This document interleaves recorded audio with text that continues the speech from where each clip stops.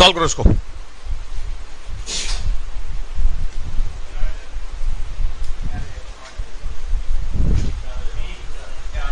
देखो both case में profit हो रहा है इसको, 10% प्रॉफिट और 15% profit.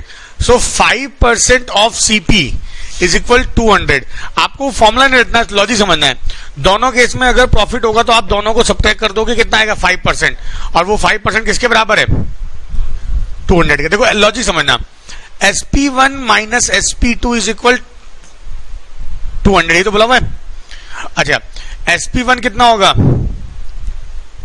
CP plus 5% of CP, यही तो होगा, बल्कि 15%, और minus CP plus 10% of CP, बल्कि उसको 15% लिख देते हैं 100 हटा के। तो देखो ये जब माइनस ओपन करेंगे तो CP कट जाएगा, ये बचेगा 15% of CP minus 10% of CP is equal 200। 15% minus 10%, 5% of CP।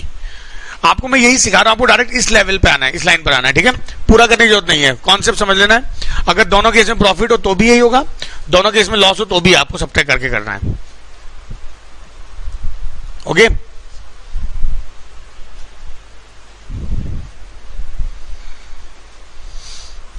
Answer कितना आ जाएगा, 8000, 4000।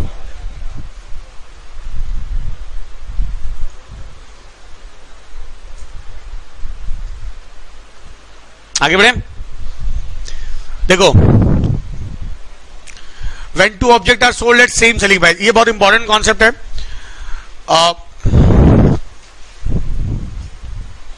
देखो यार, अब एक पॉइंट समझना आप लोग, when profit and loss of the object are equal then overall loss percent is x square by 100, ठीक है। अच्छा अब जब when profit and loss percent are not same, अभी एग्जाम्पल कहूंगा तो ज्यादा क्लियर होगा। तो इसका फॉर्मूला है CP of first object upon CP of second object is equal 100 plus minus loss of profit. देखो अगर प्रॉफिट होगा तो प्लस लेंगे, लॉस होगा तो माइनस लेंगे, और नीचे 100 plus minus loss of profit on the first object, इसका हिंदी वर्जन, ठीक है। नोट करो, फिर मैं इसको लॉजिकल समझाऊंगा। फॉर्मूले से अच्छा है मैं आपको कॉन्सेप्चुअल समझा दूंगा इन चीजों को।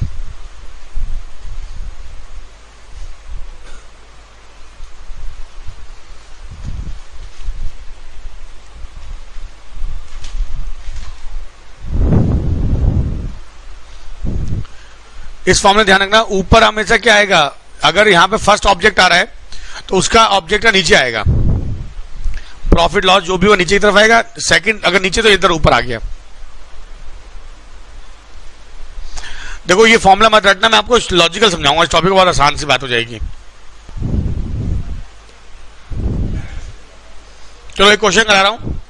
देखो यार, जो आपको मैंने कॉन्सेप्ट पढ़ाया उसका मतलब था when two object sold at same selling price. Let take an example, 2 chairs are sold at 2000 each on one profit of 10% and on other loss of 10% taken. Find overall profit और loss percent. बताओ इसका answer क्या होगा।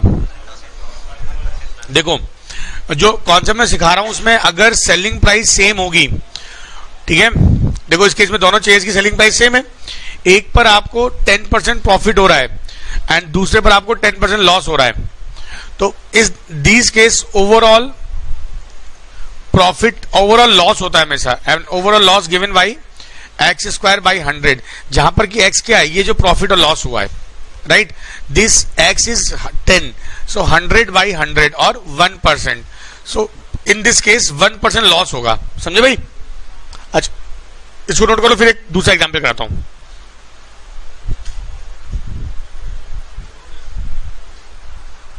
हो गया।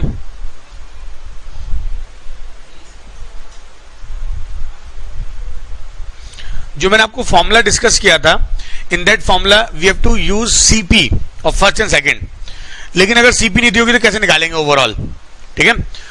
तो एक और चीज करा रहा हूं, देखो selling price of two object are same, value नहीं गिवन है, on one person gets a profit of 10% and on another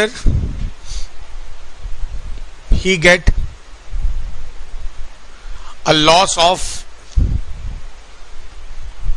20%. Find overall loss or profit. बताओ, देखो कितना, ओके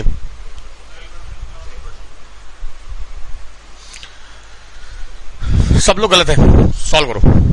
मैं इसको पूरा लॉजिकल, ये टाइम लगेगा आधा घंटा कम से कम इस पॉइंट पर, और अभी आप समझ में हाँ गलत कर रहे थे। सब क्वेश्चन समझ में आया क्या था? क्वेश्चन इज दिस, एक ऑब्जेक्ट पर आपने दोनों object same cost per same price से बेच दिया, एक पर आपको 10% प्रॉफिट हुआ, एक पर आपको 20% लॉस हुआ, है ना। तो ओवरऑल प्रॉफिट या लॉस कितना हुआ?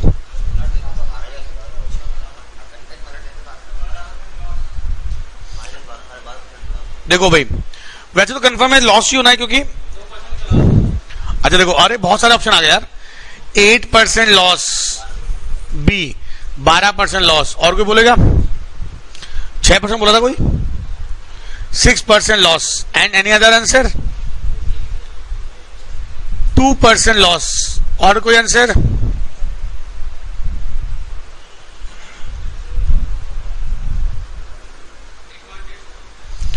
%8.8 लॉस, 12 तो लिखा हुआ है।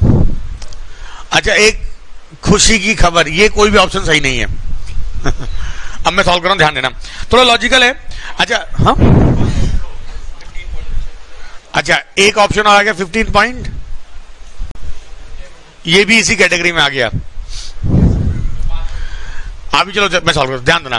देखो यार, पता है जिसने 8% दिया उसने पता क्या लगाया है, x plus y plus x y upon 100। क्यों भाई? ये तो क्यों, ये मेथड यहां नहीं चलता है।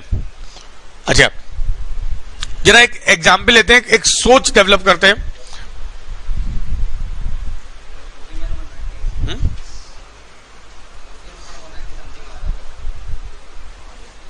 देखो यार,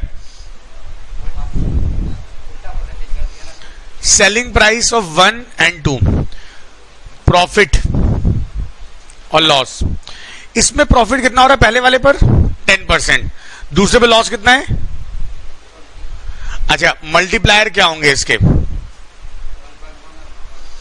1.1 और 0.8। अच्छा मान लेते हैं सेलिंग प्राइस पहले ऑब्जेक्ट की है, अच्छा दोनों ही सेम होनी चाहिए, 88 रुपए मान ले दोनों की। बताऊंगा 88 कैसे मानते हैं।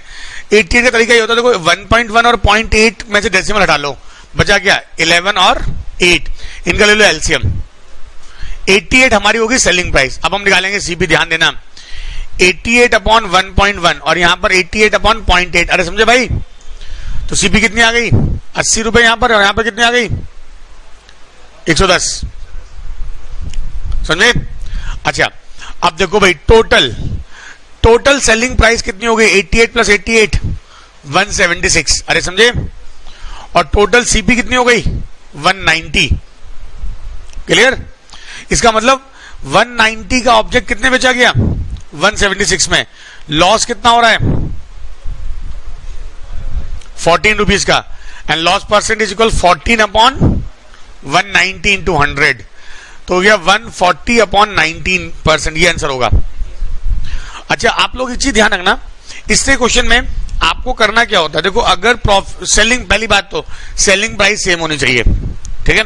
अगर सेलिंग प्राइस सेम है, एक पर लॉस हो रहा है, एक पर प्रॉफिट हो रहा है, अगर दोनों ऑब्जेक्ट का वैल्यूज इक्वल है, in that case x² upon 100 वाला फॉर्मूला होता है। लेकिन अगर प्रॉफिट लॉस अलग अलग हो, आप आराम से बैठना, यही आंसर आएगा। लॉजिकल है ये पॉइंट, ठीक है। सेलिंग प्राइस सेम है, मैंने जानबूझ के 88 मानी, ऐसा इसलिए किया गया जिससे कि आपका आगे आसान हो जाए। आई बात समझ में आई? देखो 11 और 8 का एलसीएम, जो मल्टीप्लायर आए हैं प्रॉफिट और लॉस मल्टीप्लायर, उनका एलसीएम लेना पड़ता है। आप लोग ये नोट करो, क्वेश्चन में 13 करके दिखाओ शीट का। 13 सेम क्वेश्चन है, देखते कितने लोग कर पाते, जल्दी करो। 13 क्वेश्चन देखो भाई, क्वेश्चन में देखो आपको कैसे अप्रोच करनी चाहिए।